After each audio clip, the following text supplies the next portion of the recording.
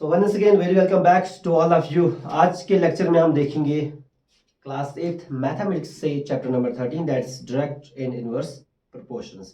तो आज का हमारा जो पार्ट रहेगा वो रहेगा इंट्रोडक्शन ऑफ एक्सरसाइज 13.1। इसमें हम क्या सीखेंगे कि डायरेक्ट प्रोपोर्शन किसको कहते हैं, क्योंकि इनवर्स प्रोपोर्शन जो है ये आपका दूसरा टॉपिक रहने वाला है, ये आपको काम आएगा 13.2 एक्सरसाइज में। और उससे पहले मैं आपको ये इंट्रोडक्शन दूंगा, बट अभी जो 13.1 के लिए जो इंट्रोडक्शन है वो आपका रहेगा डायरेक्ट प्रोपोर्शन। इसको हम एक एग्जांपल से समझेंगे। Like suppose we have this,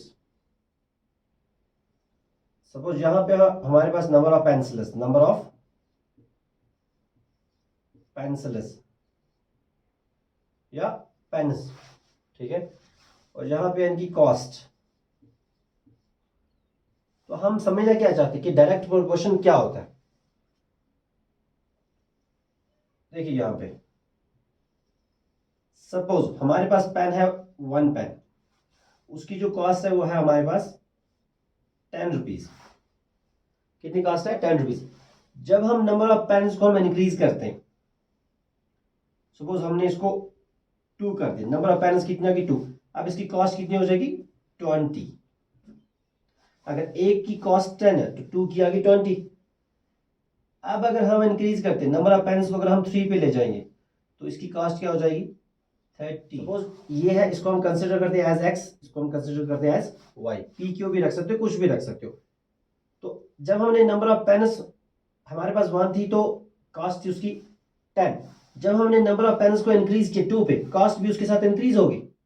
momentum बन रहा था यार। What I was talking about कि जब नंबर ऑफ पेन्स थी 1 तो उसकी जो कॉस्ट थी वो थी 10। जब वो नंबर ऑफ पेन्स 2 होगी तो कॉस्ट आ गई 20।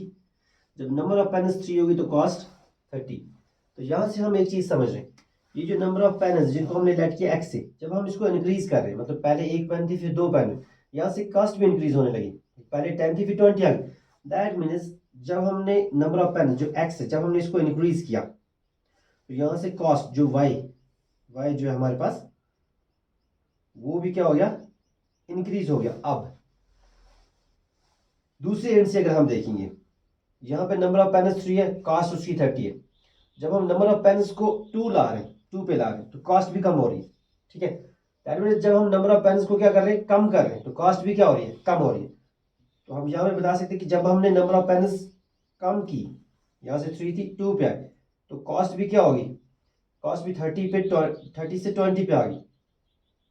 दैट मीन्स कि जब हम एक क्वांटिटी को हम इंक्रीज कर रहे हैं तो साथ में दूसरी क्वांटिटी भी क्या हो रही है? इंक्रीज हो रही है। जब हम एक क्वांटिटी को कम कर रहे हैं और दूसरी क्वांटिटी भी क्या हो रही है? कम हो रही है। तो इसी को बोलते हैं direct proportion. That means to say when two quantities changes in such a manner that if one quantity increases, the other quantity also increases and vice versa. तो that means कि जब हम इसको डिक्रीज कर रहे हैं तो दूसरी क्वांटिटी भी क्या हो रही है?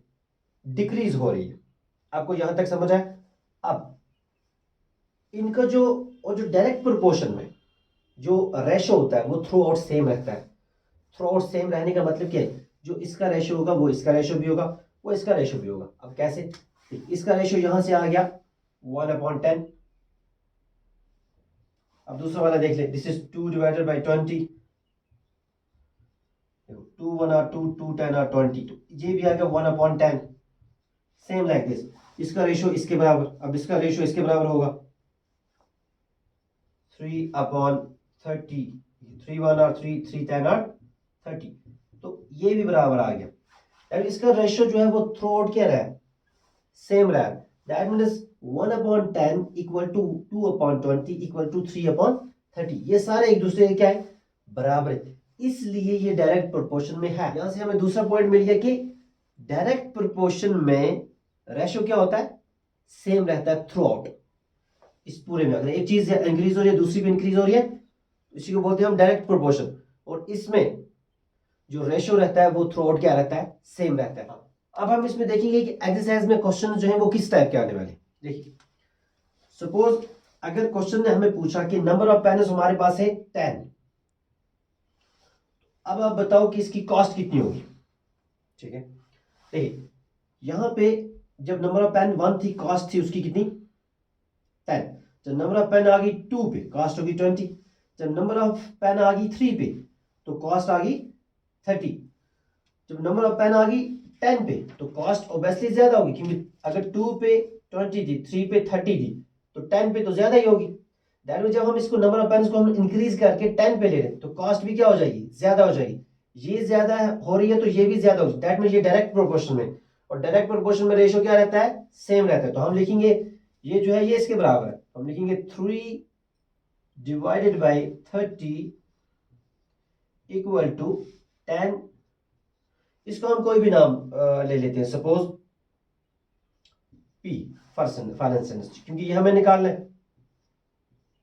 तो ये डिवाइडेड बाई ये दोनों क्या हो गए, बराबर, क्योंकि इसका रेशो इसके रेशो के बराबर, क्योंकि इसका रेशो इसके बराबर था, इसका रेशो इसके बराबर था, देन इसका इसके बराबर होगा। तो हमने लिया इसका रेशो किसके बराबर होगा। जरूरी नहीं है आप ये लो, आप इसको भी इसके साथ बराबर कर सकते हो, क्योंकि ये सारे के सारे सेम है। हमें P का वैल्यू चाहिए तो इस तरीके से, ठीक है। तो अब हम देखिए इक्वल टू में क्रॉस मल्टीप्लिकेशन, इसको इसके साथ होता है और इसको इसके साथ, बस नीचे वाले दो को इसमें नहीं होगा। अब हम इसको ऐसे भी लिख सकते हैं, suppose this is 3 into P is 3P, 3P equal to 10 into 30 is 300। अब हम P का वैल्यू निकालेंगे, P इक्वल टू 300, ये मल्टीप्लाई 3 है तो ये चला जाएगा divided by 3, 3 1 are 3, 3 1 are 3, 3 0 are 0, 3 0 are 0। तो यहाँ पे P की जगह पे हमें आंसर क्या मिल गया, हमें आंसर मिल गया 100। तो इस तरीके से हमें अप्रोच करना है इसको। अब अगर आप इसका अगर रेशो निकालते हो फॉर इंस्टेंस, ये 0 कैंसिल, तो आंसर हमारे पास आ गया 1/10। तो इसका भी बिल्कुल वही आ रहा है 1/10। तो इसका थ्रू आउट जो है डायरेक्ट प्रोपोर्शन में दो चीजें होती है, एक तो इनका रेशो सेम होता है, दूसरा जब एक चीज इंक्रीज हो जाएगी तो दूसरी चीज भी साथ में क्या हो जाएगी, इंक्रीज हो जाएगी। यहाँ पे मतलब ये